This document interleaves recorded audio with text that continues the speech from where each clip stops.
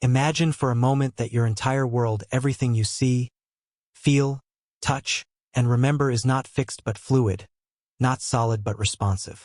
Imagine that reality is not something happening to you, but something unfolding through you.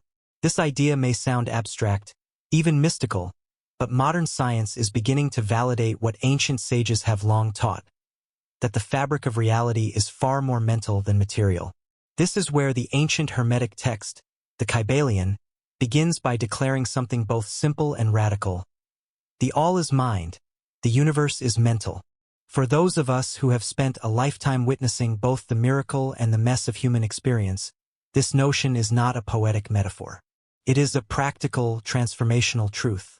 The principle of mentalism invites us to see the mind not as something happening inside our heads, but as the very substance out of which reality is woven. In neuroscience, this idea finds a surprising resonance in the concept of neuroplasticity. Researchers at Harvard have shown that mental training such as visualization, mindfulness, and focused thought can physically change the structure of the brain. Studies using MRI imaging have revealed that the brains of people who meditate regularly show increased gray matter in regions associated with memory, compassion, and self-awareness. If the mind can change the brain, then it follows that the mind can also reshape the way we experience reality itself. The implications are profound. If the world around you is, in part, a reflection of your inner state, then by shifting your thoughts you can shift your reality. This is not a matter of wishful thinking, but of perceptual tuning. Consider, for example, the phenomenon known as selective attention. Psychologists have long known that we see not with our eyes alone but with our expectations. What we focus on, we amplify. What we believe, we begin to perceive. A classic study from the University of Illinois demonstrated this beautifully. Participants were asked to count how many times a basketball was passed between players, and nearly all of them failed to notice a person in a gorilla suit walking right through the scene. Their attention was so fixated on what they expected to see, they became blind to the unexpected. In daily life, this means that the stories we tell ourselves about aging, health, relationships, possibility act like filters, shaping what we notice and what we dismiss. A person who believes they are too old to change might ignore opportunities for growth that are right in front of them. But someone who believes the mind remains powerful at any age may begin to see new pathways where before there were only dead ends. This is not abstract theory. It is a lived reality backed by fields like epigenetics, which shows that our environment and behaviors can influence how our genes are expressed, even late in life. You are not just a product of your past, you are an active participant in your becoming. So how do we begin to work with this principle in our everyday lives? Start with simple mental hygiene. Just as we brush our teeth to prevent decay, we can examine our thoughts to prevent mental corrosion. Take a few minutes each morning to notice the first thoughts that rise in your mind. Are they fearful or hopeful? Are they filled with regret or possibility? Write them down. Challenge the ones that no longer serve you. Replace them with thoughts that align with the life you want, not just the life you expect. As you do this consistently, you begin to build what cognitive scientists call a positive feedback loop, where new thoughts create new emotions, which create new behaviors, which reinforce the original thoughts. And here is where the science meets the sacred. As your thoughts shift, your vibration shifts. Though often misunderstood, vibration in this context is not New Age fluff. Physics has long affirmed that everything is in motion. Atoms, cells, even the spaces between them all vibrate. And just as a tuning fork can cause a nearby object to vibrate in harmony, your mental frequency influences what resonates with you in life. People, places, and events that match your dominant thoughts tend to show up with greater frequency. To those in their golden years, I offer this: you are not at the end of your creative power. You are at the summit of your wisdom. The mind does not retire when the body does. In fact, it becomes sharper, deeper, more intuitive if we nourish it. The first Hermetic principle reminds us that we are not victims of circumstance, but co-authors of our experience. Start today by becoming aware of your thoughts. Tend to them. Direct them with intention. Let your inner world become the soil from which new realities grow. Reality, after all, is not merely what happens to us. It is what we are continuously creating through the lens of the mind. If the mind is the architect of reality, then the second Hermetic principle correspondence offers us the blueprint for how that reality is structured. As above, so below. As within, so without is not merely a poetic line from a dusty scroll. It is a living truth encoded into the very fabric of nature and echoed today in modern systems thinking, fractal mathematics, and even quantum physics. This principle suggests that patterns repeat themselves across levels of existence. What happens in the cosmos reflects what happens in the human body, and what we think and feel on the inside finds its expression in the outer world. Think of the way a tree grows. The structure of its roots underground mirrors the branches above. Or consider how the spirals of galaxies resemble the spirals in a seashell or the whirl of a hurricane. These are not coincidences.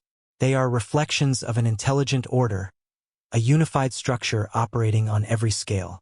In biology, we see this same law at work in the concept of morphic resonance, introduced by biologist Rupert Sheldrake, which proposes that systems inherit a memory from previous similar systems, allowing patterns of organization to repeat across time and space. In physics, quantum entanglement shows us that two particles can influence each other instantaneously across vast distances, behaving in harmony even when separated by light years. These discoveries are not esoteric, they are real and measurable, and they point toward an interconnected universe where the microcosm reflects the macrocosm. Now bring that down to your life. If you are experiencing disorder in your surroundings, conflict, clutter, confusion, it is often a reflection of something similar within. Our homes, our relationships, our routines are often mirrors of our inner landscape. The good news is that change does not need to begin out there. It begins within. If your outer life feels overwhelming, begin by cultivating clarity inside. Take just 10 minutes a day to sit quietly and observe your breath. This simple act not only calms the nervous system, as shown in studies by the National Institutes of Health, but also restores a sense of inner order. And once the inner space begins to settle, you may find the outer world responding in kind. Correspondence also reminds us that healing is not isolated. When you bring peace into your own heart, that peace has ripple effects in your family, your neighborhood, your community. This is not sentimental idealism. Research in social coherence by the HeartMath Institute shows that one person maintaining a state of heart-centered coherence can positively influence the emotional state of others nearby. Your inner state is not contained, it is shared, broadcast through subtle physiological signals and energetic fields. Therefore, the practice of aligning your thoughts and emotions is not only for your benefit, it becomes a quiet act of service. Start with small actions.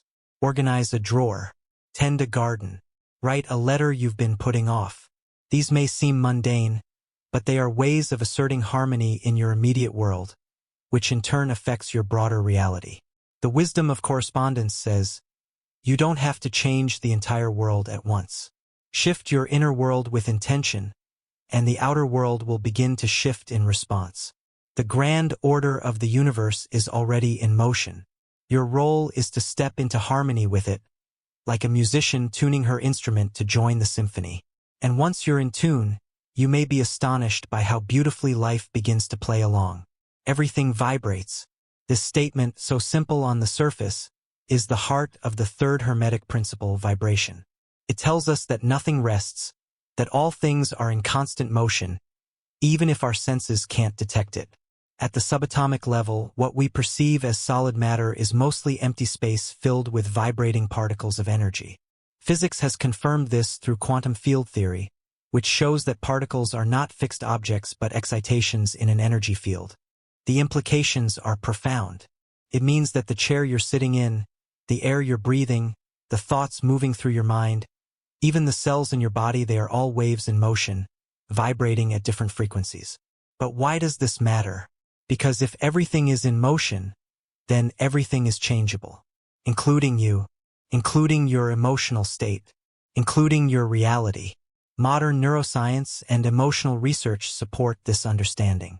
Studies from the University of California, Berkeley have shown that emotions are not abstract feelings floating in space, but are measurable biochemical events that carry distinct vibrational signatures. For example, fear and anger activate the amygdala, releasing stress hormones like cortisol, which lowers immune function and constricts perception. On the other hand, Gratitude and joy stimulate the release of oxytocin and dopamine, expanding our capacity for connection and resilience. So when ancient texts speak of raising your vibration, they're pointing towards something very practical, changing the quality of your emotional and mental state to improve your experience of life. Imagine your mind as a radio. The station you tune into determines what kind of music, or in this case, what kind of reality you experience. If you spend your time tuned to the frequency of frustration, the world seems frustrating. But shift to a station of peace or curiosity, and suddenly even mundane experiences take on richness and meaning. This is not mere optimism. It is attentional physics. The reticular activating system in the brain filters the overwhelming amount of information around us and delivers only what matches our current focus and belief system. That is why when you buy a new car, you start seeing that same model everywhere. The brain is not showing you more reality. It is filtering reality based on your inner vibration. If you want to change what shows up, you must change what you're tuned to. Begin with awareness. Ask yourself throughout the day, what emotional state am I vibrating in right now? Not in judgment, but in curiosity. Then use simple tools to shift the frequency. Breathing deeply through the nose for a count of 4 and exhaling slowly for a count of 6 activates the parasympathetic nervous system, calming the body and mind. Listening to music that lifts your spirit, spending time in nature, calling someone you love, or simply placing your hand on your heart and remembering a joyful moment, these are all ways to tune yourself higher. For older adults especially, the stakes are high. Studies published in the journal Emotion have shown that positive emotional states in later life are directly correlated with greater longevity, better memory retention, and reduced risk of cognitive decline. Your vibration is not just a spiritual concept. It is a biological resource. Protect it, cultivate it, and remember, it is never too late to retune your inner instrument. Just like a grand piano that's been silent for years can still produce beautiful music once it's cared for and tuned. Your emotional and mental field, no matter what you've lived through, can still resonate with peace, vitality, and joy. Let your daily habits become acts of frequency. Let your thoughts be notes in a song that calls forward the life you still desire to live. In a world made of motion, you are not stuck. You are simply vibrating at a pace you've grown used to. And with intention, with practice, with love, you can shift that pace into harmony. Life is full of opposites. Joy and sorrow, health and illness, connection and loneliness, hope and despair. These polarities are not signs of failure or chaos, but are part of a deeper rhythm embedded in the structure of existence. The fourth Hermetic principle, polarity, teaches that everything has its pair of opposites and that these opposites are actually two ends of the same spectrum. Heat and cold are not separate forces but degrees of the same condition called temperature. Light and darkness are both expressions of the same principle, varying only by intensity. Even emotions like love and hate are not distinct substances but differing degrees of emotional charge. Understanding this allows us to shift our inner experience, not by denying negativity but by learning how to move across the spectrum. This is not just philosophy. In cognitive behavioral therapy, a practice backed by decades of clinical research and used widely across American healthcare, patients are taught to identify distorted thinking patterns and shift them gently toward healthier, more balanced interpretations.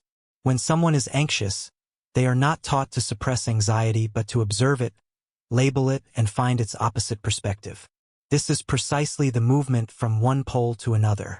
In neuroscience, this is supported by the concept of neuroplastic reappraisal, which shows that deliberately reframing a situation can shift brain activity from the amygdala, the fear center, to the prefrontal cortex, where rational thinking and emotional regulation reside. So the moment you choose to view a challenge as an opportunity, you are not just thinking positively. You are literally rewiring your brain toward resilience. This principle becomes deeply powerful as we age. In later life, many are faced with losses of people, roles, health, or certainty. But hidden within every loss is the seed of a new kind of gain. Deeper reflection, wisdom, spiritual insight, even unexpected forms of freedom. The law of polarity reminds us that no state is permanent. No feeling is absolute. Everything can be transformed by degree, and the power to do so lies within your consciousness. Imagine your emotions as a thermostat. When you notice yourself dipping into sadness or frustration, instead of judging yourself, ask, where is the other pole? What is the smallest shift I can make to move toward it? Even a single degree of movement in your emotional temperature can alter the course of your day. Listen to music that lifts you. Recall a time when you overcame something difficult. Smile at someone even if you don't feel like it. These are small acts of polarity. They are not denial. They are redirection. Psychologist Barbara Fredrickson, whose research at the University of North Carolina focuses on positive emotions, found that cultivating positive states even briefly can undo the cardiovascular effects of stress, improve immune response, and increase overall life satisfaction. This means that every time you shift your emotional state toward the higher pole, even just a little, you are improving not only your experience of life but your actual physical health. And just like exercising a muscle, the more you practice this emotional shifting, the more natural it becomes. You develop what is often called emotional range, the ability to hold space for discomfort without collapsing under it and to return, again and again, to peace, purpose, and gratitude. The ancient sages were not naive about suffering. They knew the world could be difficult, but they also knew that within every dark night is the promise of a new dawn, just waiting for us to adjust our inner dial and let the light in. So when you are in pain, do not seek to erase it. Sit with it, learn from it, and then gently begin to reach for the other side. Because the law of polarity assures us, what you feel now is only one point on a spectrum, and you always have the power to move. Life moves in cycles. Just as the ocean has its tides and the moon has its phases, so too do our lives flow through rhythms of gain and loss, energy and fatigue, clarity and confusion. The fifth Hermetic principle, rhythm, teaches us that everything flows in and out, that there is a rise and fall to all things. This is not a curse or a flaw in the design of life but a pattern as old as time itself. Understanding this principle is like learning to swim with the current rather than against it. In physics, we see this echoed in the principle of wave dynamics. Energy never stays still, it travels in oscillations. In biology, our own bodies obey this law through circadian rhythms, hormonal cycles, and even the beat of our hearts. Studies at Harvard Medical School show that when we respect these natural rhythms through proper sleep, light exposure, and meal timing, we reduce inflammation, improve mood, and enhance cognitive clarity. Yet beyond the body, these rhythms also govern our emotional and spiritual lives. There will be seasons where we feel deeply connected and inspired, and others where we feel withdrawn or uncertain. Rather than resist the lows, we can begin to see them as the necessary counterpart to our highs, as rest before growth, silence before music. The farmer does not panic when winter comes. He knows the soil is preparing.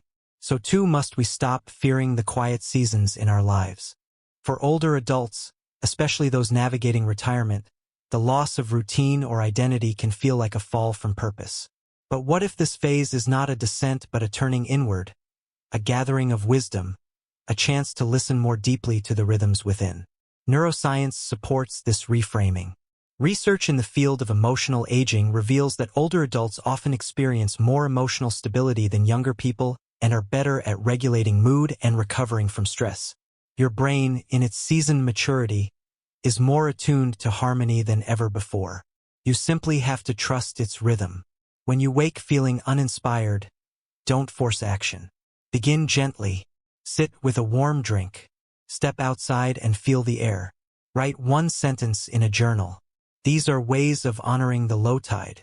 And when the tide rises again, ride it with energy. Take on projects. Connect with friends.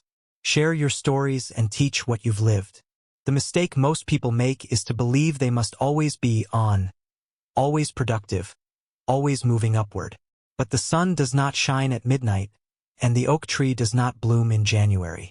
What if your stillness today is simply nature preparing you for your next season? Psychologist Mihai Csikszentmihalyi, known for his work on flow, found that people are most fulfilled when they align their activities with their natural cycles of attention and energy. You do not need to match anyone else's rhythm, only your own. Learn it, respect it, track your own daily highs and lows. Notice what times of day your thoughts are clearer or your body more alert. Build your habits around those waves. And remember that just as the tide goes out, it always comes back in. If you are in a season of loss, know that life is already preparing the next arrival. If you are in a time of waiting, know that movement is gathering behind the scenes. The principle of rhythm assures us that change is constant but not chaotic. It is patterned, reliable, and deeply intelligent. Your role is not to control it, but to trust it, to move with grace, even when the music changes. So today, ask yourself, where am I in the rhythm of my life? And what would it mean to dance not in resistance but in trust? When you live in tune with life's rhythm, peace becomes less about avoiding difficulty and more about knowing the wave will always carry you back to shore.